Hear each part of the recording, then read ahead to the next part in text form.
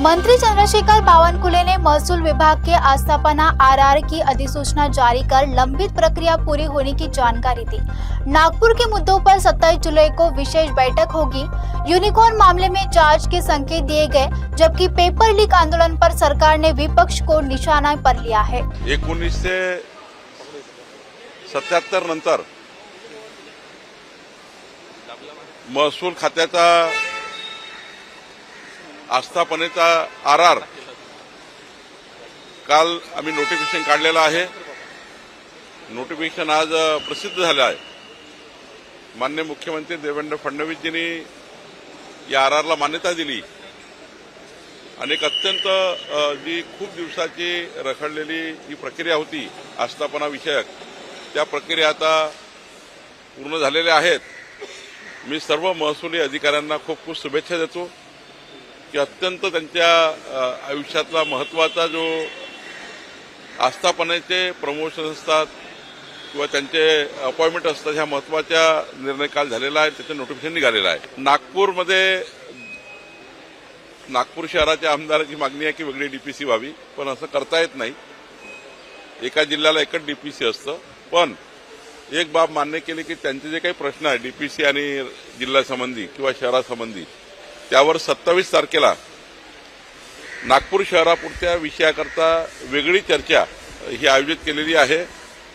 डीपीसीचं त्या ठिकाणी एक प्रकारची मिनी डीपीसी किंवा त्या लघुगट म्हणता येईल, पण एक छोटी डीपीसी सारखी एक बैठक आम्ही घेणार आहोत। नाही, हे खरं आहे की एसआरएमध्ये वर्षानुवर्ष काही अधिकारी बसले आहेत।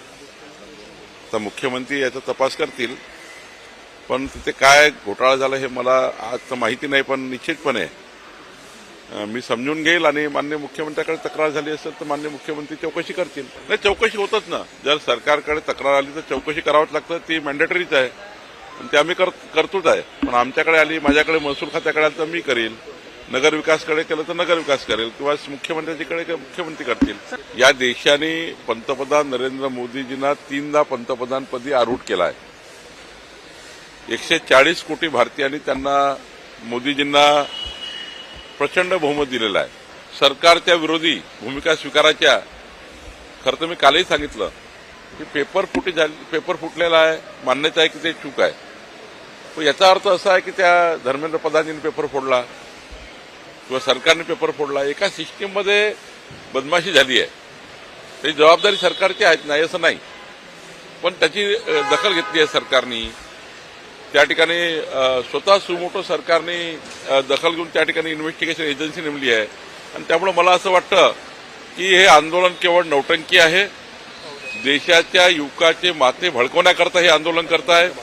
आणि या आंदोलनाचं हेही तपासलं पाहिजे की या आंदोलनामध्ये ज्या पद्धतीने 2-2, 3-3 ट्रक गोटे भरून आणलेले होते आणि ते गोटमार त्या ठिकाणी झाली, हे कुणी केली, कोण याच्यामागे असामाजिक तत्व आहे, हेही तपासण्याचं त्या ठिकाणी मला वाटतं सरकार तपासेल। पण हे आंदोलन जाणीवपूर्वक सरकारला बदनाम करण्याकरता, युवकाच्या मनात द्वेष निर्माण करण्याकरता केलं गेलं होतं।